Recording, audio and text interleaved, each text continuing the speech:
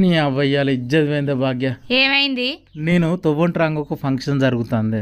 ఆడికి రాగానే chicken mutton మసాలాల వాసన గుమ్మగుమ్మలాడినాయే. ఇక పానం అంతా కొట్టుకొని నిమ్మలంగా అండ్లకు వేయన్నే. అండ్లకు ఓడితోటే 2 తలుపులు ఉన్నాయి. ఒక తలుపు మీదనో బంధుమిత్రులు అని రాసి ఉన్నది, మళ్ళో తలుపు మీద స్నేహితులైతే ఈనంగా అని రాసి ఉన్నది. స్నేహితులు అనే తలుపు నుండి నేను లోపలికి వేయన్నే. అండ్లకు వేయనాక మళ్ళా 2 తలుపులు ఉన్నాయే. ఒక తలుపు మీద ఆడ అని రాసి ఉన్నది, మళ్ళొక తలుపు మీద మగ అని రాసి ఉన్నది. నేను మొగ అని రాసున్న తలుపు నుంచి లోపలికి వేయన్నే. అండ్లకు వేయనాక మళ్ళా 2 తలుపులు ఉన్నాయే. ఒక తలుపు మీద బహుమతులు ఇచ్చేవారు అని రాసి ఉన్నది, మళ్ళో తలుపు మీద బహుమతులు లేనివారు అని రాసి ఉన్నదే.